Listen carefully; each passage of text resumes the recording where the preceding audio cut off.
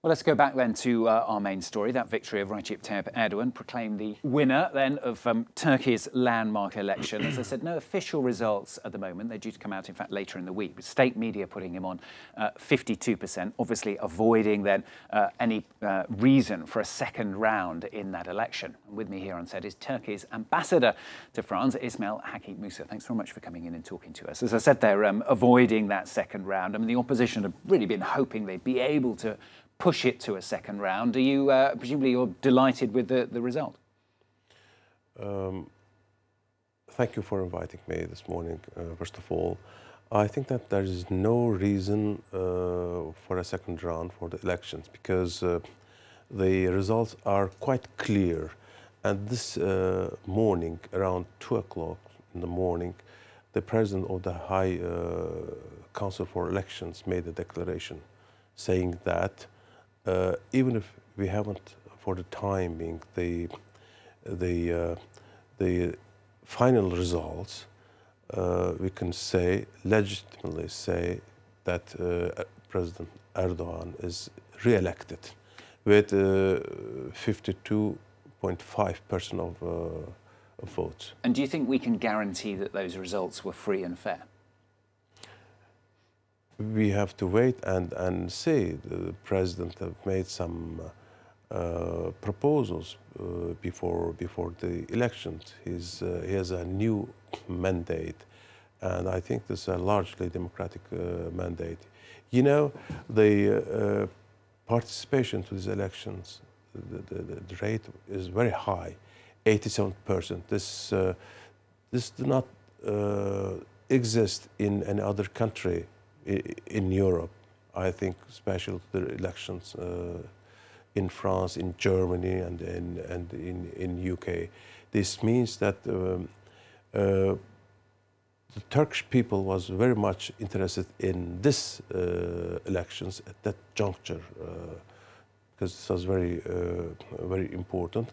Even if the election is deemed to have been free and fair, I mean, it's still happening, isn't it, in a country where journalists have been jailed, where opposition members have been jailed, where a lot of people have been thrown out of their jobs by the sitting government. How can an election be run and be free and fair in that kind of environment? This election, as I tried to say it, is a new mandate for the president, and I'm sure that you followed his declarations before the elections. He announced that he will reconsider the current system that was established just after the coup attempt in July 2016. Reconsider? I mean, does that mean potentially releasing some of those people who've been jailed? This is I cannot say anything on that, but we can hope that there will be some new policy that will be implemented by the president. You know, since 2 years, some important decision has been taken by the government in order to evacuate the rest of this instigator who is in the United States. Instigated this coup attempt. We may realize some important progress to that extent. It's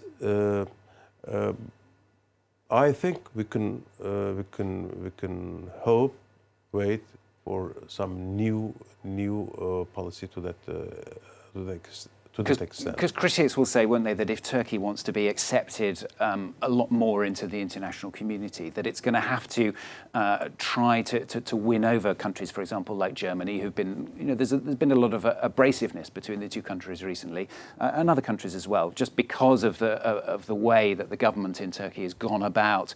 A lot of critics, if you talk to people like Human Rights Watch, they would say, you know, aggressively targeting people who oppose the government in Turkey.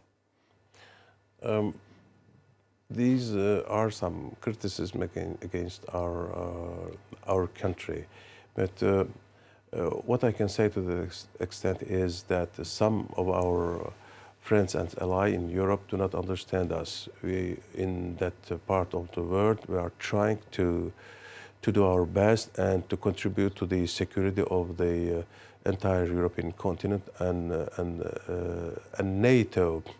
When we are efficient enough against our struggle, in our struggle against terrorism, we are contributing in a great extent to the security of the Europe and the NATO as a whole.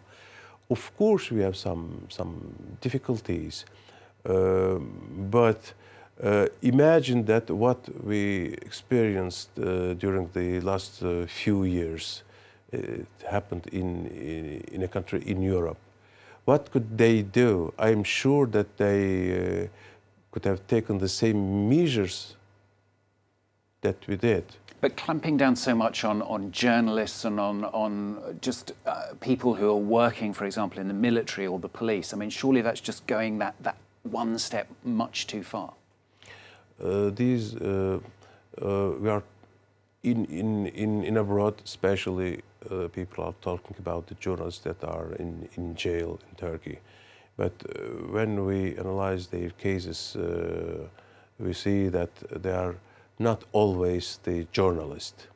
I have a list, I can share it with you. You will see that at least half of them are in jails for other reasons. Half? What about the other half? For targeting people, corrupting, money laundering. But if you jail all journalists and make that threat there against them, I mean, you lose a free press, don't you? This was the case, but we can suppose that there will be some new policy. I wouldn't say that there will be a fundamental shift, because this will be the decision of the government. But I have the feeling that people are not confident when it comes to the democracy and its functioning in Turkey. We have judges in Turkey. They are doing their best and they are doing their work. All of these cases and the case of journalists are treated by Turkish judiciary. I think that we will be altogether confident to the Turkish justice. A lot of critics will say, though, that because of these new powers that Erdogan is going to get, he's going to have a lot more control over the courts.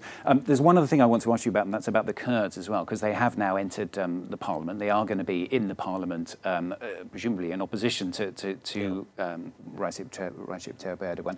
At the same time, of course, Turkey is very much involved in Syria, combating the Kurds there. How difficult do you think that's going to be, having those members of parliament there?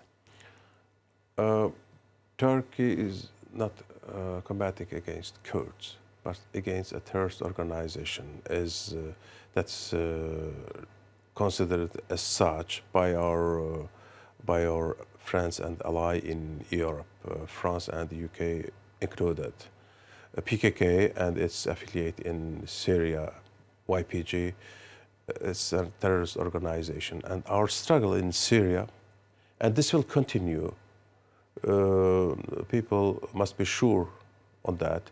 This is a legitimate action undertaken by our government, and this will continue against the terrorist organization in Turkey and beyond. This was the first point. And secondly, the Kurdish party, as you mentioned, the party of Mr. Demirtas, is also represented in the parliament. They have more than 60. They will have more than 60 seats in the parliament, and this is a good thing. This means that the Turkish democracy functions very well.